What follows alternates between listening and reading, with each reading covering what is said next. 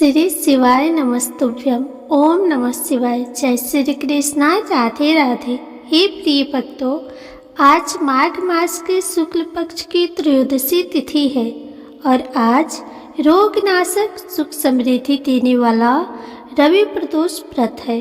स्कंद पुराण के अनुसार जो भी मनुष्य प्रदोष व्रत के दिन शिव पूजा के बाद एकाग्र होकर प्रदोष व्रत कथा सुनता या पढ़ता है तो उसे 100 जन्म तक कभी भी दरिद्रता नहीं होती। यह व्रत रोगों पर संजीवनी का कार्य करता है। अनचाहे अचानक होने वाली दुर्घटना टल जाती है और साथ ही समाज में मान प्रतिष्ठा की प्राप्ति होती है। भोलेनाथ के साथ साथ सूर्य भगवान का भी आशीर्वाद प्राप्त होता है। इस कारण सभी प्रकार की मनोकामनाएं पूर्ण होती है। तो आज मैं आपको सुना रही हूँ रवि प्रदोष की संपूर्ण व्रत कथा। तो सभी भक्तगण बड़े ही श्रद्धा एवं प्रसन्नचित मन से कथा को पूरा अवश्य सुनिएगा। एक समय सर्व प्राणियों के हितार्थ परम पावन भागीरथी के तट पर ऋषि समाज द्वारा विशाल गोष्ठी यानी सभा का आयोजन किया गया। इस सभा में व्यास जी के परम शिष्य पुराण वेता सूत जी महाराज हरि कीर्तन करते हुए पधारे। सूत जी को आते देखकर शौनक आदि ऋषि मुनियों ने खड़े होकर उन्हें दंडवत प्रणाम किया। महाज्ञानी सूत जी ने भक्ति भाव से ऋषियों को हृदय से गले लगाया और आशीर्वाद प्रदान किया। विद्वान ऋषिगण और सब शिष्य आसन पर विराजमान हो गए। शौनक आदि ऋषियों ने पूछा, हे पूज्यवर, कृपा करके यह बताने का कष्ट करे कि मंगलप्रद कष्ट निवारक यह व्रत सबसे पहले किसने किया और उसे क्या फल प्राप्त हुआ। श्री सूत जी बोले, आप सभी शिव के परम भक्त हैं।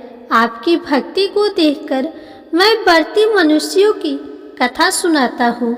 ध्यान से सुनो। एक ग्राम में एक दीनहीन ब्राह्मण रहता था। उसकी धर्मनिष्ठ पत्नी प्रदोष व्रत करती थी। उनके एक पुत्र था। एक बार वह पुत्र गंगा स्नान को गया।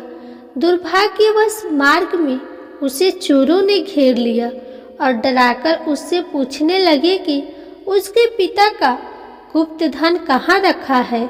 बालक ने दीनता पूर्वक बताया कि वे अत्यंत निर्धन है और दुखी है। उनके पास गुप्त धन कहाँ से आया। चोरों ने उसकी हालत पर तरस खाकर उसे छोड़ दिया।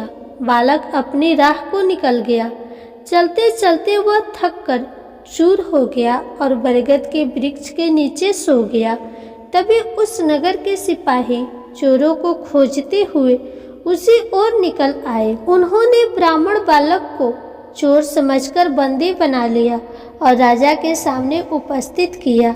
राजा ने उसकी बात सुने बगैर उसे कारावास में डलवा दिया। उधर बालक की माता प्रदोष व्रत करती रही। उसी रात्रि राजा को स्वप्न आया कि वह बालक निर्दोष है।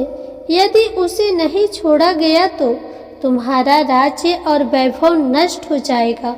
सुबह जागते ही राजा ने बालक को बुलवाया। बालक ने राजा को सच्चाई बताई। राजा ने उसके माता पिता को दरबार में बुलवाया। उन्हें भयभीत देखकर राजा ने मुस्कुराते हुए कहा, तुम्हारा बालक निर्दोष और निडर है। तुम्हारी दरिद्रता के कारण हम तुम्हें 5 गांव दान में देते हैं। इस तरह ब्राह्मण आनंद से रहने लगा। शिव जी की दया से उसकी दरिद्रता दूर हो गई। जय शिव शंकर। ओम नमः शिवाय। जैसे आपने ब्राह्मण के जीवन में सुखिया तथा उन्हें निरोग्य काया प्रदान की, उसी प्रकार रवि प्रदोष की कथा सुनने अथवा पढ़ने वाले सभी मनुष्यों पर अपनी कृपा बनाए रखना। जय भोलेनाथ। प्रिय श्रोतागण, अब आइए प्रदोष व्रत की दूसरी कथा को सुनते हैं। स्कंद पुराण के अनुसार सूत जी कहते हैं, विदर्भ देश में सत्यव्रत नाम से प्रसिद्ध एक राजा थे। धर्म पूर्वक राज्य करते हुए उनका बहुत सा समय सुखपूर्वक बीत गया। एक समय साल्व देश के राजाओं ने विदर्भ देश पर आक्रमण कर दिया। उनके बीच भयंकर युद्ध हुआ। दोनों पक्षों की बहुत सी सेना मारी गई, परंतु अंत में विदर्भ देश के राजा भी उनके हाथों से मारे गए। विदर्भ राज की गर्भवती स्त्री दुखी होकर रात के समय राजभवन से निकलकर वन की ओर चली गई। सुबह होने पर उस रानी ने जलाशय के किनारे एक वृक्ष के नीचे एक सुंदर से पुत्र को जन्म दिया। उसके बाद वह प्यास से व्याकुल होकर जलाशय में पानी पीने गई। इतने में ही एक घड़ियाल ने आकर उसे अपना ग्रास बना लिया। वह बालक पैदा होते ही माता पिता से हीन हो गया। जब वह नवजात शिशु वृक्ष के नीचे पड़ा हुआ जोर जोर से रो रहा था, उसी समय भगवान भोलेनाथ की कृपा से वहां पर एक उमा नाम की ब्राह्मणी पहुंची। वह अपने 1 वर्ष के बालक शुचिव्रत को गोद में लिए हुई थी। वह ब्राह्मणी बहुत ही गरीब और विधवा थी। वह भीख मांगकर अपना गुजारा करती थी। उस बालक को रोते हुए देखकर उसने मन ही मन सोचा कि यह तो बड़ी हैरानी की बात है कि यह नवजात शिशु जिसकी अभी तक नाल भी नहीं कटी है, यहाँ पर पड़ा हुआ है। इसकी माता कहाँ चली गई? जब वह ब्राह्मणी सोच रही थी, उसी समय वहाँ से एक सन्यासी गुजरे। वह ऐसे जान पड़ते थे मानो साक्षात शंकर भगवान हो। उस श्रेष्ठ भिक्षु ने उस स्त्री से कहा, हे ब्राह्मणी, तुम इस बालक की रक्षा करो, इससे तुम्हें परम कल्याण की प्राप्ति होगी। इतना कहकर वह दयालु भिक्षु वहां से चले गए। उनके जाने के बाद ब्राह्मणी ने उस बालक को लेकर अपने घर की ओर प्रस्थान किया। वह ब्राह्मणी एक चक्र नामक नगर में निवास करती थी। ब्राह्मणी ने उस बालक को अपने बेटे के समान ही पालन पोषण किया और उसका नाम धर्मगुप्त रखा। वह भिक्षा के अन्न से ही अपने पुत्र और राजकुमार दोनों को पालने लगी। एक दिन वह ब्राह्मणी उन दोनों बालक को साथ लेकर भिक्षा मांगती हुई देव मंदिर में चली गई। उस समय वहां पर सांडिल्य मुनि पधारे हुए थे। सांडिल्य मुनि को देखकर ब्राह्मणी ने उन्हें प्रणाम करके पूछा, हे ब्राह्मण, एक सन्यासी के कहने पर मैं इस बालक को अपने घर ले आई हूँ। अभी तक मुझे इसके कुल का पता नहीं चला, फिर भी मैं अपने पुत्र की तरह ही इसका पालन पोषण करती हूँ। आप ज्ञान के नेत्रों से देखकर मुझे बताने की कृपा करें कि यह बालक किस कुल में उत्पन्न हुआ है और इसके माता पिता कौन है। तब मुनिवर बोले, यह विदर्भ देश के राजा का पुत्र है। इतना कहकर सांडिल्य मुनि ने उस बालक के पिता के युद्ध में मारे जाने तथा उसकी माता के ग्रह द्वारा ग्रस्त होने का सब समाचार पूर्ण रूप से बताया। यह सुनकर ब्राह्मणी को और भी आश्चर्य हुआ। फिर उसने प्रश्न किया कि हे महामुनि, वह राजा सभी भोगों को छोड़कर युद्ध में क्यों मारे गए और इस बालक को यह दृढ़ता कैसे प्राप्त हुई? यह अपने राज्य को कैसे प्राप्त करेगा? यह भी तो मेरे पुत्र की तरह भिक्षा के अन्न से जीवन निर्वाह करता है। इसकी दरिद्रता के निवारण का क्या उपाय है? तब सांडिल्य मुनि बोले, इस राजकुमार के पिता विदर्भ राज पूर्व जन्म में पांडे देश के राजा थे। एक दिन प्रदोष काल में राजा बड़ी भक्ति भाव से त्रिलोकीनाथ महादेव की आराधना में मग्न थे। उसी समय उनके नगर में बड़ा भारी कोलाहल मचा। उस शोर को सुनकर राजा ने बीच में ही भगवान शंकर की पूजा को छोड़ दिया और राजभवन से बाहर निकल गए। इसी समय राजा का मंत्री शत्रु को पकड़कर उनके समीप ले आया। वह शत्रु पांडे राज्य का सामंत था। उसे देखते ही राजा ने क्रोध पूर्वक उसका मस्तक कटवा दिया। शिव पूजा को छोड़कर नियम को समाप्त किए बिना ही राजा ने रात में भोजन भी कर लिया। इसी प्रकार राजकुमार भी प्रदोष काल में भगवान शिव की पूजा किए बिना ही भोजन करके सो गया। वही राजा अगले जन्म में विदर्भ राज हुआ। शिव पूजा में विघ्न होने के कारण शत्रुओं ने उसके सुख भोग के बीच में ही मार डाला। पूर्व जन्म में जो उसका पुत्र था, इस जन्म में भी राजा का वही पुत्र है। भगवान शिव की पूजा का उल्लंघन करने के कारण यह दरिद्रता को प्राप्त हुआ है। इसकी माता ने पूर्व जन्म में छल से अपनी सौत को मार डाला था। उस महान पाप के कारण ही वह इस जन्म में ग्राह के द्वारा मारी गई। हे ब्राह्मणी, तुम्हारा पुत्र पूर्व जन्म में भी एक ब्राह्मण था। इसने अपना सारा जीवन केवल दान लेने में ही बिताया, यज्ञ आदि सत्कर्म नहीं किए, इसलिए यह दरिद्रता को प्राप्त हुआ है। उस दोष के निवारण के लिए अब यह भगवान शंकर की शरण में जाए। यदि यह दोनों बालक प्रत्येक प्रदोष व्रत के दिन भगवान शंकर का पूजन करते रहे तो 1 वर्ष के भीतर ही इनकी दरिद्रता का नाश होगा और राज सुख की प्राप्ति होगी। इस प्रकार शरण में आए हुए ब्राह्मणी को मधुर वचनों द्वारा आश्वासन देकर सांडिल्य मुनि ने उनके दोनों बालकों को भगवान शंकर की आराधना के मंत्र का उपदेश दिया। उसके बाद ब्राह्मणी अपने दोनों बालकों को लेकर वहां से चली। 4 मास बाद एक दिन ब्राह्मण का पुत्र नदी में स्नान करने गया। वहां उसे धन से भरा हुआ एक घड़ा मिला, जिसे लेकर वह अपनी माँ के पास आया। माँ धन से भरे हुए घड़े को देखकर खुश हो गई और उसने कहा, इसे अपने भाई के साथ आधा आधा बांट लो। मगर धर्मगुप्त ने इस धन में हिस्सेदारी से मना करते हुए कहा, मैं किसी अन्य के भाग्य का भागी नहीं हो सकता। प्रत्येक व्यक्ति स्वयं के कर्म का फल भोगता है। इस प्रकार प्रसन्नता पूर्वक भगवान शंकर की पूजा करते हुए उन दोनों कुमारों का 1 वर्ष व्यतीत हो गया। एक दिन ब्राह्मण का पुत्र और राजकुमार वन में भ्रमण करने के लिए गए। मार्ग में उन्होंने देखा कि अनेक गंधर्व कन्याएं आपस में खेल रही थी। ब्राह्मण कुमार वहीं पर रुक गया और राजकुमार से बोला, हमें इससे आगे नहीं जाना चाहिए। ये गंधर्व कन्याएं हैं, किसी को भी अपनी ओर आकर्षित कर सकती है। मगर राजकुमार निडर होकर आगे बढ़ता गया। जब मुख्य गंधर्व कन्या ने राजकुमार धर्मगुप्त को देखा तो वह उसके प्रति आकर्षित हो गई। उसने अपने सभी सखियों को फूल चुनने के लिए भेज दिया और राजकुमार के पास आने की प्रतीक्षा करने लगी। उसे अकेला देखकर राजकुमार उसके पास गया और उससे बातचीत शुरू हुई। उसने बताया कि मैं विदर्भ देश का राजकुमार हूँ। मेरे माता पिता अब इस संसार में नहीं है और शत्रुओं ने हमारे राज्य पर कब्जा कर लिया है। तब कन्या ने अपना परिचय देते हुए कहा कि मैं विदर्भ नामक गंधर्व की पुत्री हूँ। मेरा नाम अंशुमति है और मैं गायन में प्रवीण हूँ। उसने यह भी कहा कि मैं आपसे विवाह करना चाहती हूँ। इतना कहकर उसने अपनी मोतियों की माला निकालकर राजकुमार को पहना दी। तब राजकुमार ने पूछा, तुम राजपाट गंवा चुके राजकुमार के साथ कैसे रह पाओगी और अपने माता पिता के अनुमति के बिना तुम कैसे आ सकती हो? इस पर अंशुमति बोली, चाहे जो भी हो जाए मैं वही करूँगी जो मैं चाहती हूँ। तुम 2 दिन बाद प्रातः काल यहाँ आकर मुझसे मिलना। इतना कहकर वह वहाँ से चली गई। राजकुमार ने वापस आकर ब्राह्मणी और उसके पुत्र को सारी बात बताई। वे दोनों बहुत खुश हुए। 2 दिन बाद राजकुमार पुनः उसी वन में गया। उसने देखा कि अंशुमति अपने पिता के साथ उसकी प्रतीक्षा कर रही है।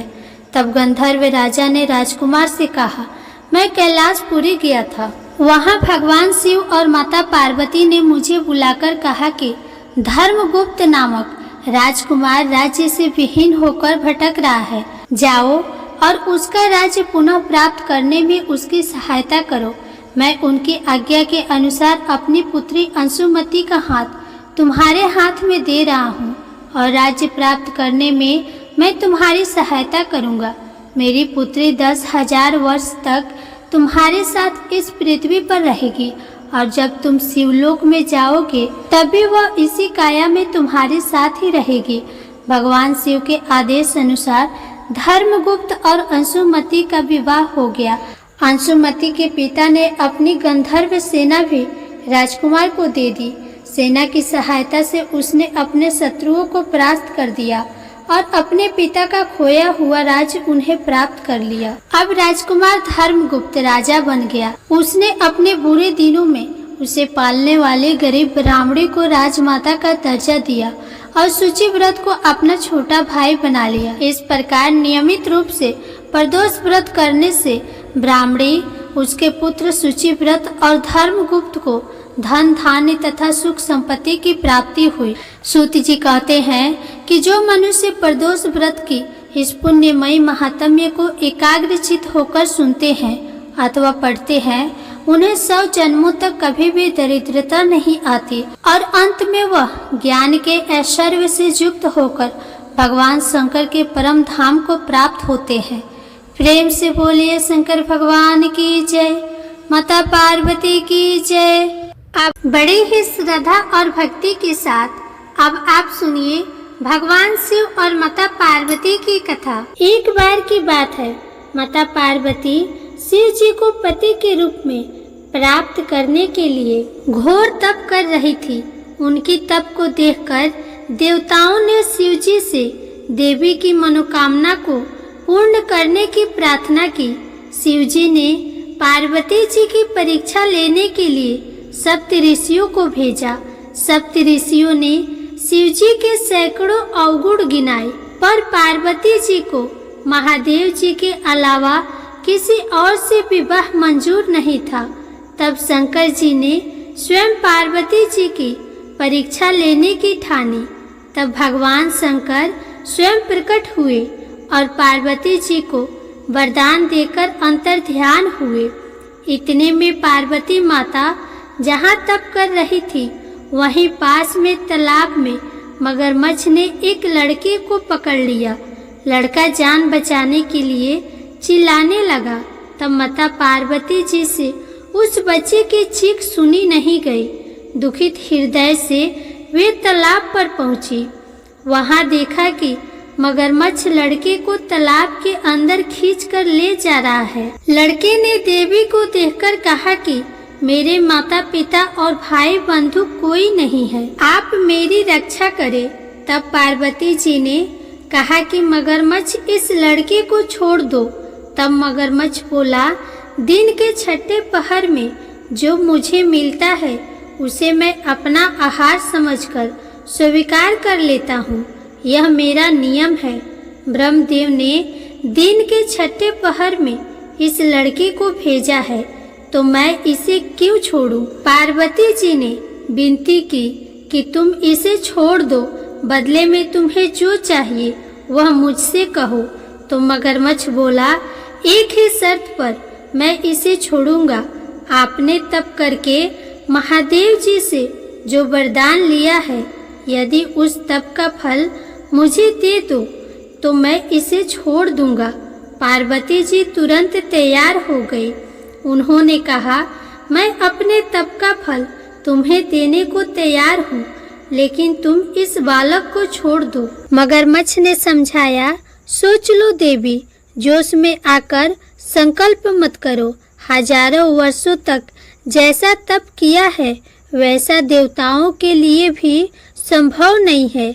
उसका सारा फल इस बालक के प्राणों के बदले चला जाएगा। पार्वती जी ने कहा, मेरा निश्चय पक्का है, मैं तुम्हें अपने तप का फल देती हूँ, तुम इसे जीवन दे दो। मगरमच्छ ने पार्वती जी से तप दान करने का संकल्प करवाया। तप का दान होते ही मगरमच्छ का देह तेजी से चमकने लगा और वह बोला, हे पार्वती, यह देखो, तप के प्रभाव से मैं तेजस्वी बन गया हूँ। तुमने जीवन भर की पूंजी एक बच्चे के लिए व्यर्थ कर दी। चाहो तो अपनी भूल सुधारने का एक मौका और दे सकता हूँ। तब पार्वती जी ने कहा, हे ग्रह, तब तो मैं पुनः कर सकती हूँ, किंतु यदि तुम इस लड़के को निगल जाते तो इसका जीवन वापस नहीं मिल सकता था। देखते ही देखते वह लड़का अदृश्य हो गया और वह मगरमच्छ भी लुप्त हो गया। पार्वती जी ने विचार किया, मैंने तब तो दान कर दिया है, अब पुनः से तप आरंभ करूंगी। पार्वती जी ने फिर से तप करने का संकल्प किया। भगवान सदाशिव फिर से प्रकट होकर बोले, हे पार्वती, भला अब क्यों तप कर रही हो? तब पार्वती जी ने कहा, प्रभु, मैंने अपने तप का फल दान कर दिया है। आपको पति रूप में पाने के संकल्प के लिए मैं फिर से वैसा ही घोर तप करके आपको प्रसन्न करूंगी। तो महादेव जी बोले, मगरमच्छ और लड़के दोनों रूपों में मैं ही था। तुम्हारा चित्त प्राणी मात्र में अपने सुख दुख का अनुभव करता है या नहीं, इसकी परीक्षा लेने के लिए मैंने ही यह लीला रची थी। अनेक रूपों में देखने वाला मैं एक ही हूँ। मैं अनेक शरीरों से अलग निर्विकार हूँ। तुमने अपना तप मुझे ही दिया है, इसीलिए अब और तप करने की कोई आवश्यकता नहीं है। देवी ने महादेव जी को प्रणाम कर प्रसन्न मन से विदा किया। प्रेम से बोलिए भगवान शंकर और माता पार्वती की जय। अब आप सुनिए गणेश भगवान जी की कथा। एक साहूकार था। उसके घर रोज एक ब्राह्मणी रोटी लेने के लिए आती थी। घर के अंदर घुसते ही पुल के ऊपर गजानन जी का मंदिर था। वह गणेश जी को रोटी का एक कवर भोग हमेशा लगाती थी। बहुत दिन हो गए।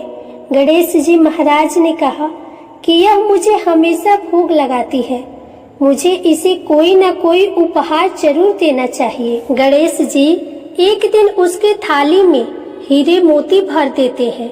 ब्राह्मणी तो थाली लेकर अपने घर आ गई और साहूकार के घर रोटी लेने आना बंद कर दी।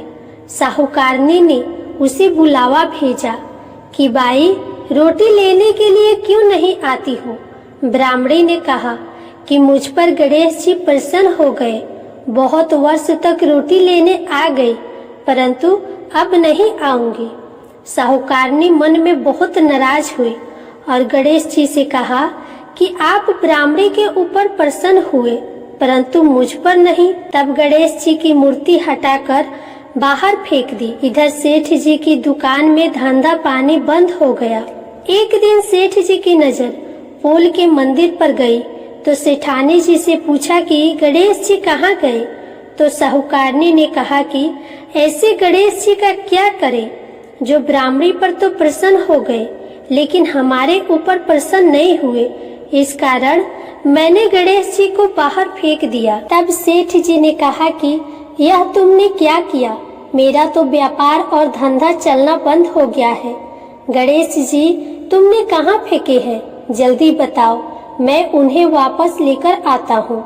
साहूकार जी वापस से गणेश जी को लेने गए तो गणेश जी इतने भारी हो गए कि वे उठे ही नहीं। साहूकार जी ने कहा कि मेरे से गलती हो गई है, आप मेरे घर पधारिए। गणेश जी तो और भी भारी होते गए और कहा कि मैं तो नहीं चलूंगा, पहले साहूकारनी को बुलाकर यहाँ लाओ और वह मुझसे माफी मांगेगी तो ही मैं चलूंगा। और गणेश जी ने कहा कि मुझे हमेशा सवा से चूरमा का भोजन कराओगी तो ही मैं चलूंगा। साहूकार साहूकारनी को लेकर आए और उसे माफी भी मंगवाई और सवा सेर का चूरमा चढ़ाने की हाँ भी भरी। तब साहूकार और साहूकारनी ने गणेश जी को वापस घर में लाकर उन्हें पोल में बिठाया। ऐसा करने पर साहूकार का व्यापार फिर से चलने लगा। हे गणेश जी महाराज, जैसे साहूकार और साहूकारनी पर आप प्रसन्न हुए वैसे सभी पर अपनी कृपा बनाए रखना। प्रेम से बोलिए गणेश भगवान की जय। श्री लक्ष्मी नारायण भगवान की जय। अब आप सुनिए भगवान भोलेनाथ की आरती। ओम जय शिव ओमकार, स्वामी जय शिव ओमकार, ब्रह्मा विष्णु सदा शिव, ब्रह्मा विष्णु सदा शिव, अर्धांगिनी धारा। ओम जय शिव ओमकार, एकानन चतुरानन पंचानन राजे, हंसानन गरुड़ासन वृषवाहन साजे। ओम जय शिव ओमकारा, दो भुज चार चतुर्भुज दस भुज अति शोहे, तीनों रूप निरखत त्रिभुवन जन मोहे। ओम जय शिव ओंकारा, अक्षमाला वनमाला रुद्रमाला धारी। चंदन मृत मग शोहे, चंदन मृत मग शोहे, भाल शशि धारी। ओम जय शिव ओंकारा, श्वेतांबर पीतांबर बाघांबर अंगे। शनकादिक ब्रह्मादिक, शनकादिक ब्रह्मादिक भूतादिक संगे। ओम जय शिव ओंकारा, करके मध्य कमंडल चक्र त्रिशूल धरता। जग करता जग भरता, जग करता जग भरता, जग संहार करता।